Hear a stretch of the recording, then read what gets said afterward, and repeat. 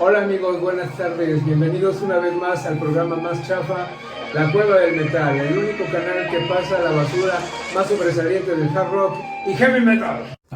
Metalhead, pues los saludamos a todos ustedes aquí en la Cueva del Metal, el único lugar que pasa todo lo concerniente al hard rock y heavy metal. Y bueno, en los últimos episodios que hemos estado versando un poquito sobre aquella gran música de finales de los 80s, principios de los 90s y por qué no decirlos lo que llegamos a sufrir o a vivir a principios de este siglo. Me ha llevado en estos últimos días también a hacer alguna especie como de ajuste, acomodo dentro de mi stock musical, libros, revistas, cintas, todo esto. Y sí, he llegado a pensar por un momento, ¿y qué pasó en aquellos años en los que yo dejé de conseguir material o tratar de adquirir algún otro tipo de música que realmente me gustara mucho, hablando sobre heavy metal, y era difícil realmente conseguirla, pero también hubo un detalle pero muy grande, que fue el cambio de lo que era el disco LP a lo que era el disco compacto. No sé si tú recuerdes cuál fue tu primer disco compacto que llegaste a capturar por aquellos años de transición. En el momento que salió el disco compacto, más o menos a finales de los 80s, sí, yo seguía muy enamorado, muy fiel al formato de LP, pero muy pronto empezaron a salir este tipo de producciones en compacto y pues sí, llegué a abrazar muchos de mis volúmenes, a cambiar, aunque tenía ya discografías al menos avanzadas en LP, por disco compacto, porque ya no tenía las agujas. Pero ¿qué pasa? Que al recordar este primer disco compacto que yo llegué a tener en mi vida, me puse a reflexionar un poquito y bueno, ¿cuáles fueron los LPs que entre tu hermano llegaron a conseguir en aquellos entonces, en esa difícil época de lo que era el grunge y después el llamado new metal, que no nos abrazó a nosotros? Bueno, este disco compacto yo sí quería conseguirlo al menos en LP, sabía que existía la copia en LP y de hecho esta fue una de esas últimas producciones en disco LP de producción nacional de Chrysalis y EMI Capitol. Aquí salió con los dos sellos, con los dos record labels. Y bueno, pues nos traía todas estas grandes canciones que como me gustaban a mí. Y lo más curioso de esto es que era un LP editado más o menos por el año 91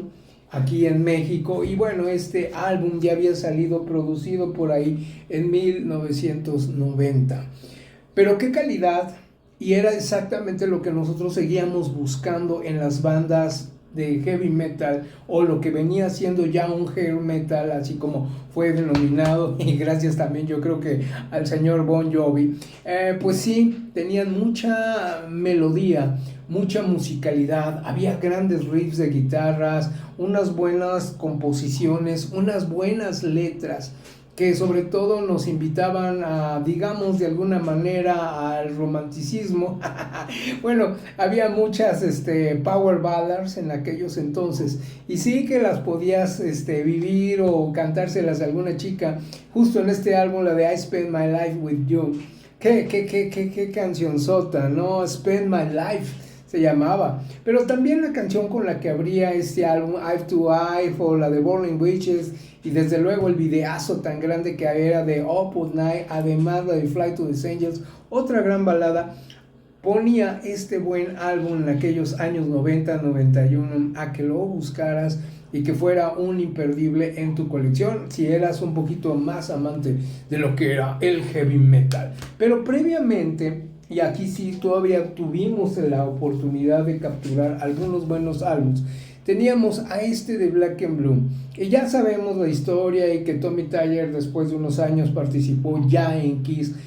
usando la máscara de S. Frehley, en este caso de Spaceman. Y bueno, es un álbum que realmente merecía la pena ser escuchado y que era uno de esos grandes álbumes que tenía por ahí guardado mi hermano. Y me decía, es que esa música que hay ahorita como de grunge, a mí no me gusta. Este álbum salió precisamente en 88, pero resultaba, y si es de 88 exactamente, que venía anunciado mucho en la revista RIP, donde nosotros la leíamos, también en Hit Parader. Y él, como le gustaba más un poquito el hard rock o con el hair metal, no dudó en hacerse de este álbum, y cada que lo ponía, pues sí me gustaba mucho. En aquellos años estaba pateando muy duro también una corriente que a mí no me termina de gustar, pero la podía aceptar, que era el death metal. Pero al sentir que en esta música había demasiados buenos riffs de guitarra, buenos solos, yo dije, no, sí voy a seguir un poquito a este tipo de bandas, y por eso aún más a mi favor me alejé de pues la música que siguió después del grunge, o lo que era pues el new metal muchos años después. De este álbum simplemente Rock On, Sign for Your Eyes, Eat Up, Burning Out y Superstitious, The Snake, que venían siendo el primer lado, sí era un lado de este disco que como lo repetíamos mi hermano y yo, y bueno, a mí me gustaba más completo este lado A. Pero luego viene Live It Up en el lado B, que era todavía la que alcanzaba a escuchar, y la de Give Me Your Love sí que me gustaba mucho. Ya después se me hacía un poquito muy meloso esta banda, pero vaya la presentación y el tipo de hair metal que tenían, y dije hair metal, no heavy metal, sino un hair metal muy muy aceptable dentro de esto. De este álbum, bueno, de Black and Blue, mi hermano por ahí llegó a conseguir otro disco compacto, pero lo tiene él muy muy guardado en su stock, pero como me gusta. Había unas chicas, y todos sabemos bien que eran las Vixen, y ya platicábamos el otro día de Jan Kugemund, la guitarrista que falleció lamentablemente hace unos años de cáncer, pero sí que tenía un buen sonido, una buena melodía, y la trataban de envolver o barnizar dentro de lo que era el aspecto de heavy metal a esta banda. Y yo que los conocí más o menos por ahí de 90, me parece también,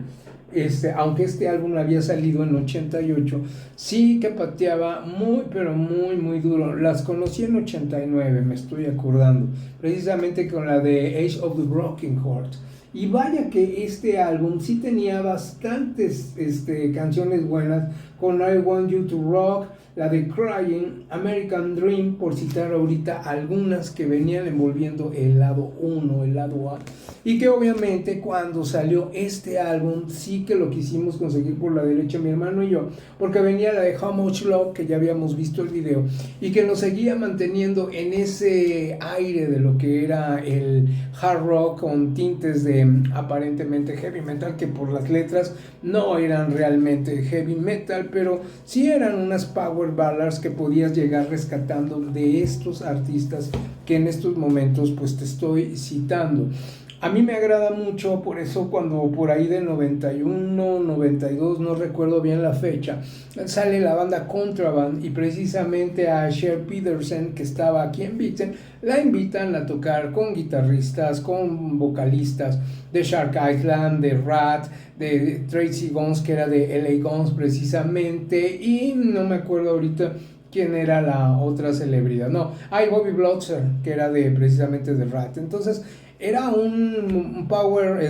metal muy explosivo, si me lo permites, un hard rock muy, muy power, muy poderoso, explosivo, es lo que quiero decir, con este proyecto que se llamaba Contraband, y donde envolvían los mejores guitarristas, a los mejores bajistas, bateristas de la época precisamente de los 80s. Qué lástima que precisamente Contraband no continúa con ese proyecto. Entiendo que fue pues ahora sí que un experimento a lo mejor de la disquera o de ellos mismos, pero sí que llegaron a tener el potencial de poder patear muy pero muy muy duro. Ahora, de esta banda sí quiero hablar también ahorita un poquito, aunque creo que ya los habíamos mencionado en otro episodio, a Danger Danger, porque son precisamente esas bandas de hair metal que llegaron a estar ayudando a la escena a principios de los años 90. Y como lo vemos en este trabajo que tengo aquí en mis manos en este momento,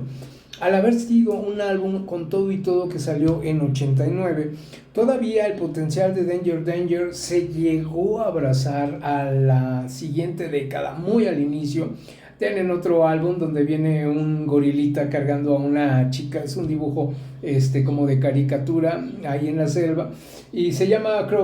Monkey Business ese álbum, muy pero muy muy bueno, y lo compramos porque este álbum sí que nos había despertado el interés en ese tipo de sonido que tenían estas bandas de hair metal. Y vaya, lo interesante de estas bandas es que sí que sonaban poderoso, pero no terminaban de ser el azotacráneos a lo que estaba yo acostumbrado. Pero de aquí sale una buena canción que se llama Naughty Naughty, como me encanta mucho, y sobre todo algunos videoclips que había por ahí guardados de esta bandota. Y era la banda favorita de mi hermano, al igual que estos amigos de Skid Row, o por ejemplo Trickster, que ya platicaremos de Trickster también en otra banda, y en otro episodio, quiero decir, perdón. Y pues sí, la verdad es que había un buen potencial de bandas llamadas hair metal por aquellos principios de los 90s, finales de los 80s, y que yo en mi opinión creo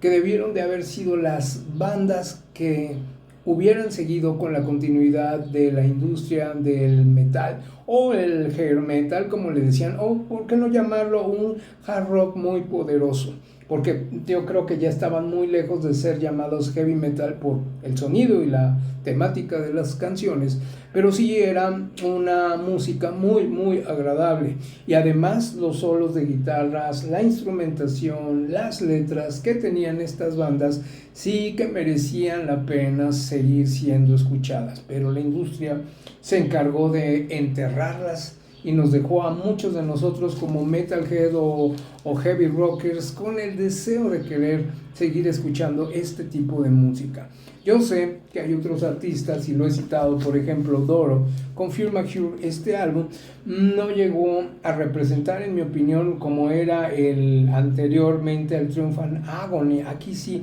dejaba mucho que desear Doro Pesch, pero podríamos decir que era un oasis dentro de todo esto que estaba presente por aquellos tiempos ahora sí que en la industria o en la radio, ahí al menos en Estados Unidos, no sé en Europa, pero que sí podían haber llamado potencialmente la atención de todos nosotros. Qué mala onda que esta música pasó muy por alto. Sí llegó a tener su reconocimiento en las revistas como Hit Parade, Circus, hasta lo que viene siendo la RIP, pero vaya que estas bandas merecían una gran oportunidad dentro del universo rockero, y desafortunadamente la industria y el momento las enterró. Tú platícame, ¿cuántas de estas bandas llegaste a escuchar realmente? Y si esto te gustó en aquellas épocas cuando empezaban a surgir otras tendencias como era el grunge o el new metal, pues llegaste a abrazarlas y te quedaste con esta época. Yo me quedé con esta época en un largo tiempo, incluyendo mi música de los 80s, de 84 en adelante, puro heavy metal, desde luego, un poquito de thrash metal, porque todo lo que llegó después me puso como en coma por muchos años, casi 15 o 20 años, pero escuchaba este material exquisito y por eso es que no lo cambiaba por nada. Así que seguiremos azotando el cráneo por estos días, pensando cómo voy a gastar mi vida en el heavy metal. Yo estoy on the top.